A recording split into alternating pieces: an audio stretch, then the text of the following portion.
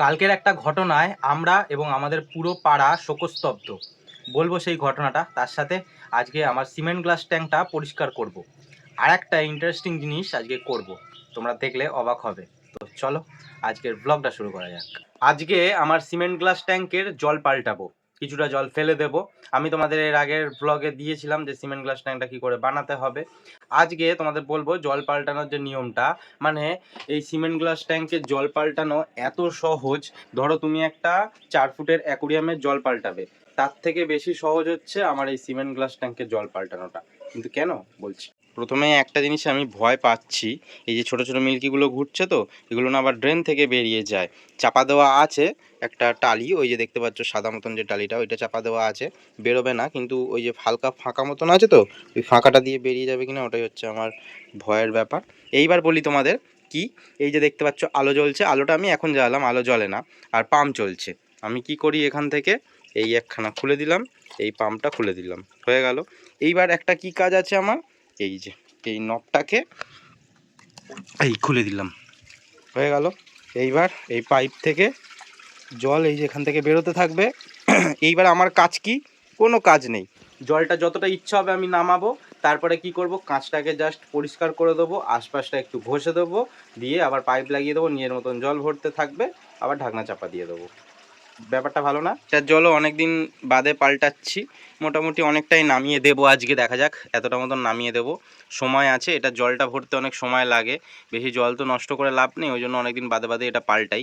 আর অল্প মাছ আছে, আমার ফিল্টার সিস্টেম অনেক হেভি, তো সেই জন্য জল পরিষ্কারই থাকে, কিন্তু কাঁচের গায়ে হালকা হালকা নোংরা হয়ে যায়, এই জন্যই। তো এটা নেমে যাক, তারপর তোমাদের সাথে আসছি। এই জলটা ফেলতে ফেলতে আমি আরেকটা কাজও করি, যখন অন্য সময়তেও জল পরিষ্কার করি। দেখো টিফিন নিয়ে নিয়েছি, মা দেখো তরকারি রেখে গেছে আমার জন্য কতটা থালার মধ্যে, অনেক মশলা টশলা দিয়ে করেছে, এত তেল ভাবতে পারছো টিফিনের তরকারিতে। আর আমি ক্যান নিয়ে বসে পড়েছি, এখান থেকে যা রুটি খাবো বাদ বাকিটা রেখে দেবো। খালি একটু নজর রাখতে হয় যে কতটা জল নামলো, কারণ হচ্ছে ধরো টিফিন খেতে খেতে বা একটু বেশি সময় চলে গেলে অনেকটা জল নেমে যাবে, তখন আমার মুশকিল হয়ে যাবে। তাই মানে একটা তো বুঝতে পারি যে ধরো 15 মিনিট লাগে ওটা জলটা নামতে, 10 মিনিট মতন লাগে, তো ততক্ষণে গিয়ে দেখে নেবো একবার। যতটা ভেবেছিলাম জল নামাবো নেমে গেছে। এবার তোমাদের ওপর থেকে একটুখানি ভিউটা দিই, তো দেখতে পাচ্ছ ওপর থেকে ভিউ। তো একটা জিনিস তোমাদের বলি, দেখো এইখানটা দেখতে আগের দিন তোমাদের বলেছিলাম এইখানটা অনেকটা উঁচু আর এইখানটা অনেকটা নিচু, আশা করি বুঝতে পারছো, অনেকটা কিন্তু ডিপ, দেখো অনেকটা ডিপ। আর কত বড় জায়গা দেখতে পাচ্ছ, এই যে পুরো ভেতর অবধি কত জায়গা। আর এই ডালটাও দেখো কত বড়, বিশাল ভারী এই ডালটা, আমাদের বাড়ির এই পেয়ারা গাছে, তো সেই জন্য অনেক জল ধরে। তো নিচটা একটু একটু নোংরা রয়েছে, অসুবিধা নেই, ওগুলো ফিল্টারে টেনে নেবে, অসুবিধা নেই ওগুলো। তো এইবার কাঁচটাকে জাস্ট একটু পরিষ্কার করব, করে জলটা ভরে দেবো। তোমাদেরকে আর কিছু ডিটেলসে আমি বলছি না, এইবার পরিষ্কার করে দিয়ে জলটা ভরে দেব। তোমরা যদি কিছু জানতে চাও তোমরা অবশ্যই কমেন্ট করে জানিও, তাহলে আমি আবার বলবো যখন নেক্সট দিন ওয়াটার চেঞ্জ করব বা কিছু। আর এতটা যে ওয়াটার ফেলে দিলাম তার একটাই কারণ হচ্ছে, আমার যে বড় যে ড্রাম ফিল্টার আছে ওখানে তো ব্যাকটেরিয়াটা ক্রিয়েট হয়ে গেছে, ব্যাকটেরিয়াটা জন্মে গেছে, তো সেই জন্য এতটা জল ফেললেও অসুবিধা হবে না। বিগত 1 মাস ধরে আমাদের পাড়ার ওপর মনে হয় কারুর নজর পড়েছে।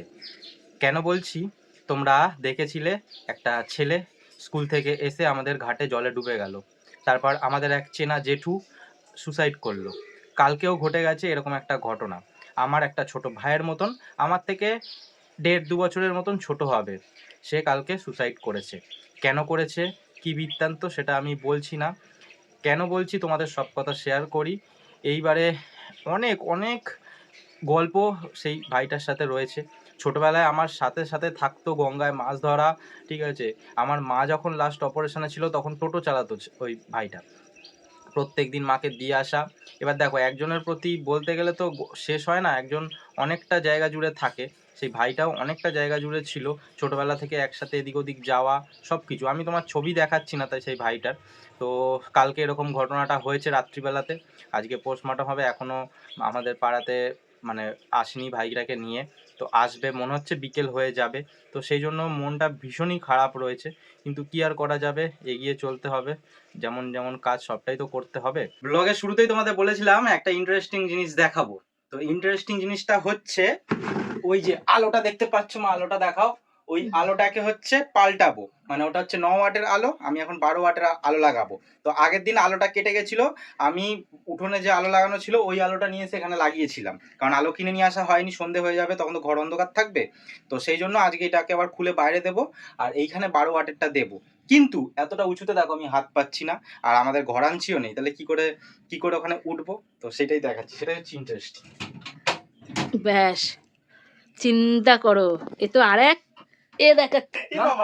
আরে না, ওরকম করতে হবে না, পাচায় ফেলা দিচ্ছে। ভেঙে না দিস আমার আলমারিটা। তো বাবা হচ্ছে হেল্পার। আগের দিন আমি এখানে উঠেছি, সব ক্ষয়ে গেছে, তারপরে মাকে বলছি যে পাটা দিচ্ছি, দেখো পাটা দিচ্ছি ঠিক আছে নাকি, মা অন্যদিকে তাকাচ্ছে। আজকে চিন্তা না যে হেল্পার আছে।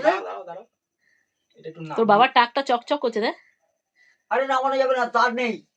আরে তো এখানে একটা পেঁচানো আছে, আলোটা বেশি হয়ে যাবে, দেখ কতটা নামছে। এতটা নামাবো না, একটু কম নামাবো, দাও না না অত নামেস না। তাহলে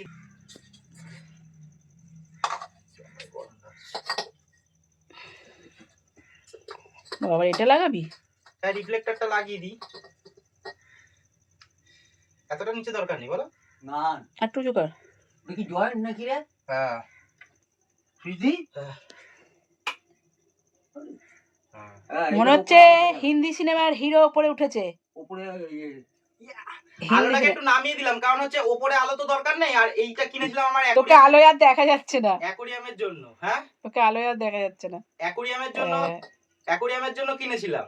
তো এটা লাগে না এখন, ওই রিফ্লেক্টরটা এখন দিয়ে দিলাম এখানে, আর হচ্ছে এটা নিচু করে দিলাম, একটু আলোটা বেশি হবে। তবে নামি হিন্দি সিনেমার হিরো উঠেছে।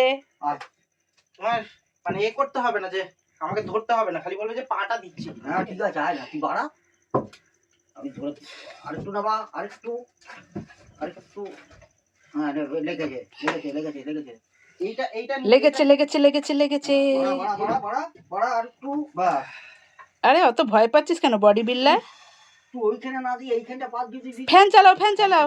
ফ্যানটা ধরে সরিয়ে দিলে ভালো হতো। না, ভয় পাচ্ছি বলতে কি, তোমার হচ্ছে এই পাতলা না, ট্যাবলা তুবলা, কোথায় পা ফা দেবো, ভেঙে চুরে যাবে কি যাবে, ওই জন্য। আমার আলমারি পাতলা বলিস না, কি আমার আলমারি পাতলা না, বলিস না। পাতলা তো না, ওই জন্য উপরে উঠলাম, কোনো অসুবিধা নেই। তো রিফ্লেক্টর দেখছো অনেকটা আলোটা ওইখানটা হচ্ছে। আরো বাড়বে তো। হ্যাঁ হচ্ছে তো বলো ইন্টারেস্টিং জিনিসটা কেমন লাগলো? আলমারির ওপর উঠে আলো ঠিকঠাক করছি, ওই ঘরে যে আলোটা আছে ওটা ওরকম ওঠা যাবে না কোনো জায়গায়। বাবা বলছে আমরা এইভাবেই কাজ চালিয়ে বলছে ফ্রিজের ওপর উঠে করতে, ফ্রিজের ওপর নাকি উঠবো। বাবা যদি করে যায় ফ্রিজের ওপর উঠতো, ফ্রিজটা যেত শহীদ হয়ে। তাহলে আজকে আর কি হবে, তো হাসাহাসি করলাম অনেকটা, কিন্তু যে আমার ভাইয়ের কথা বললাম একটু আগেই, ওই ভাইকে নিয়ে আসবে তোমার হচ্ছে 4টের সময়, মানে প্রায় এখন বাজে 15 মিনিট বাকি 4টে। ভাই বলছিস? বন্ধু ছোট থেকে আমার বাড়িতেই সব সময় আসা যাওয়া। বন্ধু ওকে বলি না, আমার তো মানে এমনি তো এ ধরে। তো 15 মিনিট বা 3:45 বাজে এখন, 4টের সময় ওখান থেকে বডি ছাড়বে। যদি বডি ছাড়বে, এবার অনেক কিছু আছে, সবকিছু নিয়ম কানুন, তো আস্তে আস্তে এখানে 4:30-এর পর হবে, 5টার কাছাকাছি হবে। হ্যাঁ সেটা হবে, কিন্তু এমনি যদি 4টের সময় ছাড়ে সঙ্গে সঙ্গে নিয়ে চলে আসে, তাহলে তো 15 মিনিটের রাস্তা গাড়িতে, কিন্তু দেরি হবে। এটা পরিষ্কার করে দেওয়ার পরে কেমন লাগছে তোমাদের একটু দেখাই। না খুব একটা পরিবর্তন লাগবে না, খালি কাঁচটা একটু হালকা হয়তো পরিষ্কার তোমাদের লাগছে। আর মাছগুলো দেখো, জলটা পরিষ্কার করে দিয়েছি, এতটা পরিমাণ জল চেঞ্জ করলাম, তারপরেও দেখো মাছগুলো কেমন অ্যাক্টিভ রয়েছে। আর এখন বেশি ছটপট করছে, তার একটাই কারণ, আমি এখন খেতে দেবো। এই সময়তেই প্রত্যেক দিন খেতে দিই, একবার করে খেতে দিই, এই সময়টাই খেতে দিই, তো সেই জন্যই ছটপট করছে। মিল্কিগুলোও ছটপট করছে, এটা দেখে বেশ ভালো লাগে, যে নতুন মাছ নিয়ে এসে যদি ঠিকঠাক করে মানিয়ে নিতে পারে জায়গাতে, তাহলে বেশি ভালো লাগে। তো এবার খেতে দিয়ে দিই।